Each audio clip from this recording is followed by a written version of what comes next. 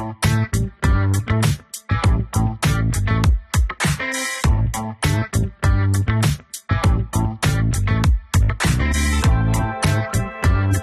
to Running on Ice, the coolest community in freight. I'm your host, Mary O'Connell, bringing you the latest tech updates, warehouse news, and everything happening in the cold chain world.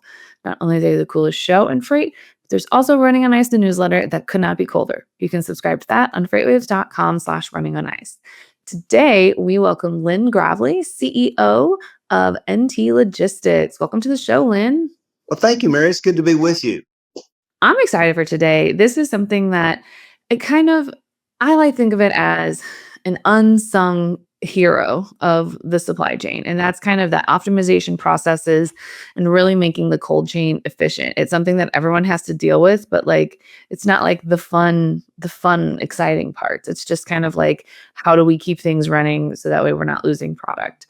Before we get too far into that though, Lynn, let's get some background on you and how you got started at NT Logistics. Happy to do my best at that. And so it's all by accident, every single bit of it. So I can't begin without going way back. So with a freshly minted biology degree from the University of North Texas, I got in the trucking business. And one thing led to another. So I started a trucking company, Mary, in 1988. One of the first things I swore myself is I would never, ever buy a reefer because, it just added a whole nother dimension to it. I swore I was never going to buy a reefer. Next thing I look up and I've got a few reefers. It purely by accident, all of this took place. So started a trucking company in 88, started out hauling flatbed freight. I grew up in a rural area. My dad had a corporate job. My granddad was a farmer and a rancher. And I liked some of both of those different worlds. So I ended up driving a truck hauling liquid nitrogen, top dressing for wheat when I was going to college. And that was before logbooks. And you could make a lot of money back then. Let me put it this way. Several $100s would buy a lot of beer for the fraternity house. One thing led to another. So I got out of school and got in the trucking business in 88. And in the middle 90s, completely by accident, I had a customer that I was hauling freight for. And I was not a very good operator in the trucking business, Mary. And so I cared more for my customers' network than I did in my network. And what I mean by that is I had a Mexican food manufacturing company in Grand Prairie, Texas, and I was doing their distribution. And this is a silly story, but it's true. So I was hauling 3 loads to California a week for them. In 1 week, I only had 2 trucks. And so my 3 trucks came up and I went to the CEO of the company and I said, hey, you're only sending 2/3 of a load 3 times a week. Why don't we just send 2 loads full? And besides, I only have 2 trucks this week. And so from that, he thought I was a logistical genius. And so that's kind of how I got into this spot. It's funny, but truly I cared more about my customers' network than I did my network as a trucking company. And from that, and I don't mean to make this too long of a story, Mary, but from that, I learned that the more you do for people, the more opportunities that come up. Next thing I know, it's the late 90s, and some of these same people that I'd added value to went to work for a company called Squeezer Foods out of Dallas, Texas. Squeezer Foods owned a division called Morningstar Foods, and they eventually purchased Dean Foods. And so in 1999, they hired me and a new startup company to manage the supply chain for all of Morningstar Foods, which was about $1 billion company in the early 2000s. And so next thing I know, we're managing about 300 shipments on 100 truckloads in 12 facilities or 3,600 shipments all throughout the United States for a period of 5 years. And through that, I learned a lot about network optimization. I learned a lot about the cold chain. I learned everything that we did for them was CPG, refrigerated and frozen. That's way more than you asked for, Mary, but that's kind of how all this started. And that was 26 years ago. I absolutely love that your start in logistics was also by accident. It seems like everyone either has one of two ways. They fell into logistics completely by accident and kind of almost ass backwards. And then others are just like, oh, I grew up in a trucking family, so this is just what I've always done. But yeah, I myself also graduated with a marketing degree and fell into logistics because they were hiring. So But, it's funny. It's funny, and I think once you fall into an opportunity, I think it's incumbent upon you with what you do with it. And so like I said, my undergrad degree is in biology, so it was full of biology, chemistry, chem, physics, calculus, and so I'm kind of an engineer. And so when you throw me in a complex world of variable options, I enjoy it. I don't. I mean, you could say that arguably biology is kind of the science of optimization and figuring out how things best work together. So truly, you're the most qualified for it. Well, I like that side of the story, and I'll stick with it. So getting into things, you said that you had a start of really caring about your customers' networks more than your own, even possibly a few times to your detriment. Why do you think that, specifically in the temperature sensitive side of things and kind of everything that's a little bit more delicate than just dry van? Why do you think that optimization is kind of something I don't want to say slept on, but like you mentioned, you had a customer that was sending three two-thirds full loads. And you just came in and said, hey, what if you just make them two truckloads, just more full? So, why do you think there are literally a million examples of something like that just kind of littered throughout the temperature controlled supply chain? So it's logistics, and specifically refrigerated and frozen is just a world full of opportunities. So if your mind works such that you're trying to optimize or trying to make the best you can out of a bunch of puzzle pieces, it was just a gold mine for us. So even you're young, Mary, so you were probably like in second grade in 2000, and I won't ask, but I'm probably older than your parents. But in 99 and 2000, I kind of laid the groundwork for that with you. I told you there were 12 facilities and they were each shipping 300 orders. That was 100 truckloads with two stop offs and a final. Back then, you could do multi-stop truckload. Some people would argue that you can now, but of course the freight market varies with that. But in 2000, we were using the traveling salesman algorithm to sequence those stops. So you've got 300 orders, which 300 go on which truck to work a final mile. And so back then we were building data solutions that would take SKU level data as it was going to all the major retailers in the world, and it would get us pallets. So it would take order level data, bring it into our black box, create pallets. Our pallet count would go into the next black box. It was the traveling salesman algorithm. And we were doing all this in real time. Now, like I say, we had both refrigerated and frozen. We weren't mingling those because each facility, we had 2 frozen facilities and 10 refrigerated facilities. But we were fighting code. And so we knew what shelf life we had. We knew what transit time was. A lot of times we would even take the data and work backwards to the manufacturing side and say, how can we work together to get this efficient? And it was all driving to least landed cost.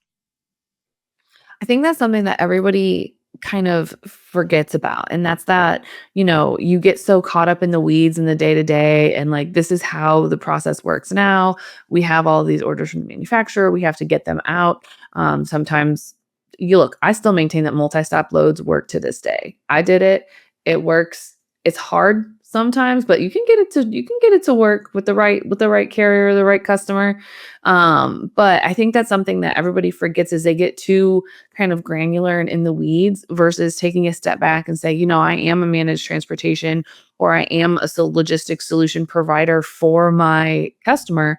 I need to sit there and say, hey, I understand that this is how you currently have it set up, but if there's any wiggle room, we could make things run a lot better if we just kind of adjust things a little bit. And I think that's something that a lot of people forget is kind of that feedback loop that you're not just there to handle what the manufacturer puts out. You're there to also provide solutions that make them more efficient.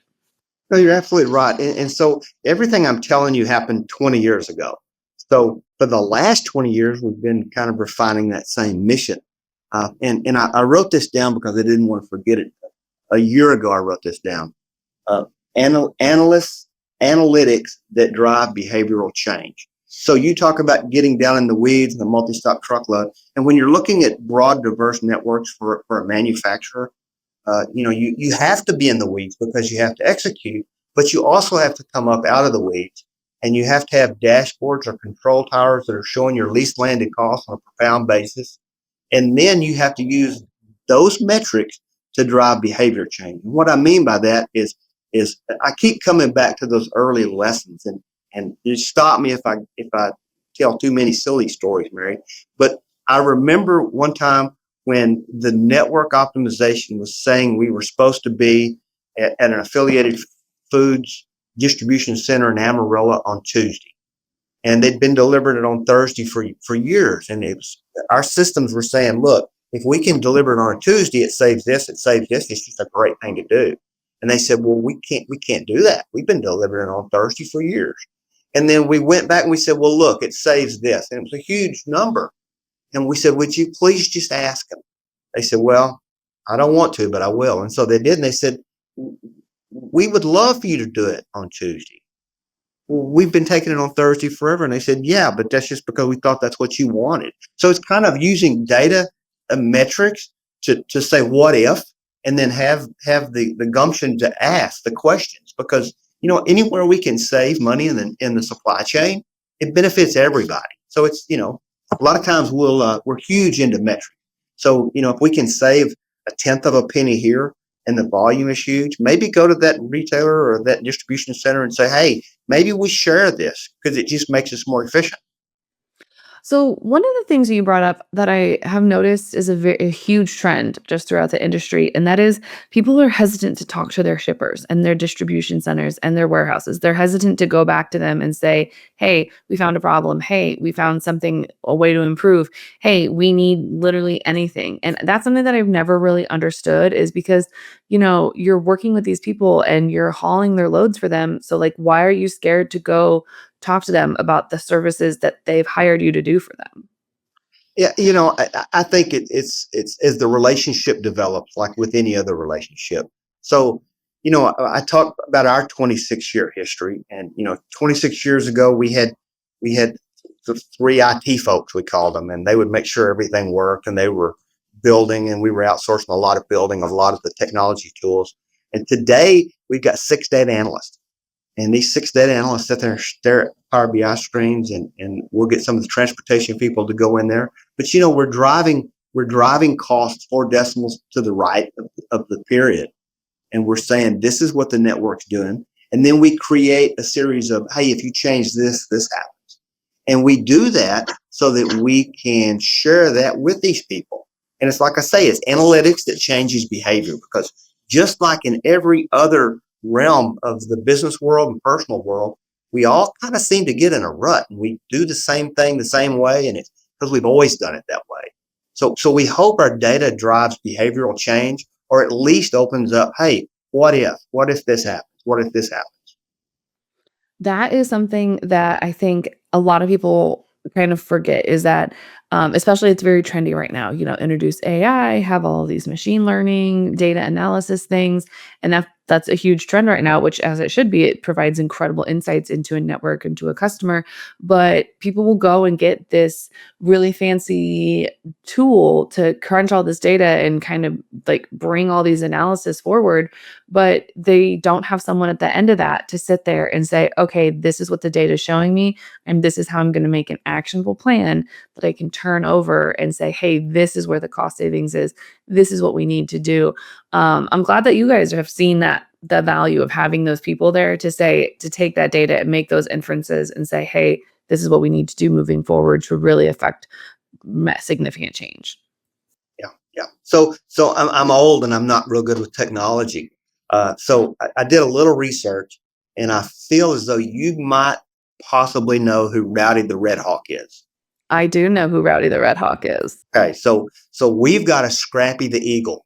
So I know you went to Southeast Missouri State. So I went to when I went. I'm so old. It was North Texas State University, Mary. They've since changed it. I don't know if it had anything to do with me.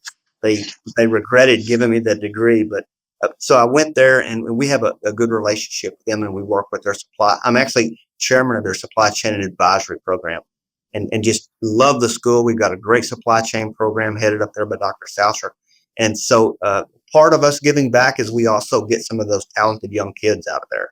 And so we're getting a lot of the data analytics kids and the transportation kids. I call them kids because they're your age. That are coming here, and it's a lot easier for us to teach them a little trucking. They pick it up quick, and it's I can't say it enough. Data analytics that changes behavior or indicates that if you change behavior, this happens. So it's kind of all about the numbers. Do the math, do the math, do the math. We say. So basically, you guys have just taken that investment because this is something that I think a lot of people have struggled with, and that is, finding that talent that knows what to do and kind of find that good talent network. You guys have really said, say less. We're gonna go direct to the source and just take them and say, don't worry, after you graduate, just come here. We'll teach you what you need to know about trucks. But if you could just come be some sweet data analyst, we would appreciate it. That's actually pretty smart. Well, I don't know if it's smart. It looks like most things that I've in my life, I've just kind of lucked into them. It's kind of taking advantage of it when it shows up. But so sometimes we have to be careful that we sound like just data analysts. I mean, we're transportation people. I started trucking, and we still move a bunch of freight out of here, and so we're reporting on the networks that we're optimizing and making efficient every day.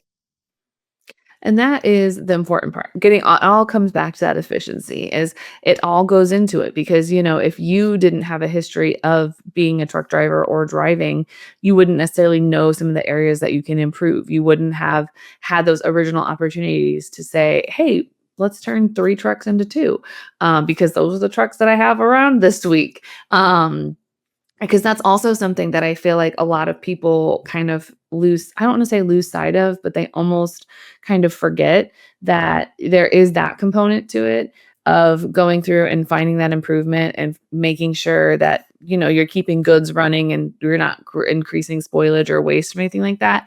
But then also there's that cost aspect to it of, okay, the data says do this, but is that really cost savings? Is it cost savings in the future or is it immediate? Like, you kind of have to weigh those options. How do you guys know that something is really kind of worth pursuing when it comes to a change that could really impact a bottom line? What's interesting is you look at the data and you apply the real world application to it, and so you know what's possible and you know what's not possible. Transportation, but if you said, look, we got to run 700 miles in one day and get these 5 stops off, that if we do that, we have this great yield. Well, you've got to know that that's not realistic. So you got to be able to apply some real world application to it. And you get they call the low hanging fruit. But what I've discovered many times, if you truly do the analytics and you sit back and you look at it, a lot of that stuff just fell off the tree 3 minutes ago before any things had a chance to bite at it. And some of that low hanging fruit you could bend down to pick up. So there's a lot of efficiencies if you just kind of apply some common sense and look at it. I mean, that's a really good point because a lot of times, these orders are just coming in to the warehouse and they're just filling them and getting them going as fast as they can. There's a lot of time what I have found, especially like on the shipper side, there's not usually the time or the resources to dedicate to having someone sit there and say, okay, does this make sense? Especially if you are working with a logistics service provider or an intermediary, you just kind of rely on them to go, hopefully they catch it. Well, one of the value I think that we've seen is, so if we do this for 12 or 15 different companies, and we kind of see best practices, we kind of see a little bit what these folks are doing, and we can kind of, sit back and be a third party that says, hey, let's try this. Let's look at it from this perspective, see how we can do it. And, it's interesting. The longer you do this, the more uh, that's the way we've always done it. So, you go back and you go, okay, look, you're going to have to drop these orders and you're going to have to give us 36 hours so we can. So, we talked about that traveling salesman algorithm a while ago. Uh, it would surprise you how few people can run some of those algorithms. It's pretty complicated. So, a couple of years ago, we said, hey, let's do that as a service for some of our other folks. And so we built the talent and we built everything that we need to routing as a service. Uh, and so that's been really good for us. So just how we can leverage our expertise in different avenues has worked out well for us over the last 26 years. The the phrase that hates to see me coming for any time is, "This is how we've always done it." The second I hear that, I'm like, "Well, you're not gonna keep doing it like that for long." Granted, sometimes it is functional and it is worthy, but if I hear, "Well, we've always done it this way," you bet your bottom dollar that I'm coming in and I'm looking at it saying, "Should we continue doing it this way?" Because I have personally been "Well, we've always done it this way." And then that involves going through 6 different systems to try and book a load, and it's just horrible, and then someone says, "It doesn't have to be like this." And you're like, "What do you mean it doesn't take me 10 minutes to try and send out one rate con?" What? Please help. Yeah, and say coming full circle, that's maybe why I failed as a trucking company owner because so I've never seen it, and I could be wrong, but I've never seen it, Mary, where a shipper's network set perfectly over a carrier's network. It didn't happen, and so I guess because I failed as a trucking company guy, maybe I succeeded a little bit helping optimize the networks of some of our shippers and customers over the years. I think every once in a while you'll come across what I like to call a golden unicorn, where one DC or one warehouse will overlap with one carrier who desperately needs freight in that area. And every once in a while you'll see that match up, and or like you see that RFP come across the desk and you're like, "Oh, we want this customer because this is going to help our carrier that we're already working with. Like this is going to be just slide right in, no issues." Consistent, wonderful, on time, say less. Every once in a while, you'll see those like unicorn opportunities.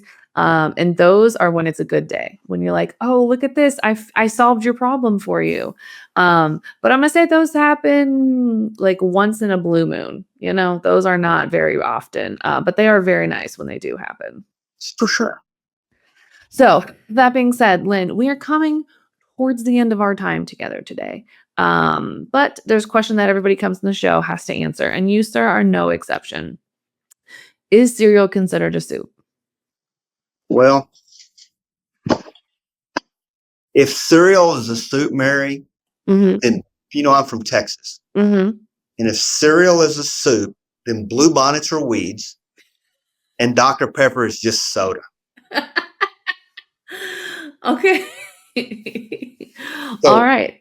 so I'm going to say bluebonnets aren't weeds, Mm-mm. and Dr. Pepper is pretty special down It is pretty special. It is pretty special.